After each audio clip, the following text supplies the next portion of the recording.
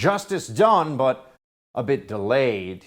New York's Alvin Bragg, the district attorney here, dropped murder charges against bodega worker Jose Alba. Now, this is an instance of clear self-defense. And just as a reminder, in case you have forgotten or you didn't see the video that was widely circulated, here's what happened. An individual with a criminal history, including violence against a police officer, he was out on probation, or on parole rather, pardon me, during this incident for that attack on a law enforcement officer. He came into a bodega, a small grocery store, and was demanding that his girlfriend, who had previously been in there, be given a bag of potato chips that she could not pay for because her debit card did not have money on it.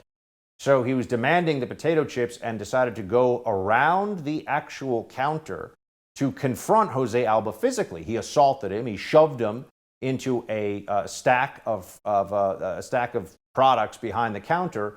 And then when Jose Alba, who was 62 years old and just trying to do his job, tried to get away, this suspect, this individual, laid hands on him again. So a second assault. Jose Alba at that point produced a box cutter, stabbed his assailant twice, and who then died. This was all on video. Everybody saw it. It's very clear video as well. They had a surveillance camera right above where this happened. And the district attorney for New York brought a murder charge against Jose Alba initially. In fact, he wanted $500,000 bail. Prosecutors wanted a $500,000 bail for Jose Alba, facing a second-degree murder charge. They also didn't treat Jose Alba, the law enforcement entities that had him in custody, the NYPD, they didn't treat Jose Alba, even though he was stabbed multiple times by his attacker's girlfriend after the incident, and then his wounds became infected. So horrible treatment for a law-abiding 62-year-old employee of this bodega, lived in New York City for decades, never had a single problem with the law. This just goes to show you Democrats are on the side of criminals, ignore victims, and hate police. That's just the truth. The Democrats are pro-criminal, they don't care who's hurt in the process, and they really hate the cops that try to stop this stuff and try to hold people to account.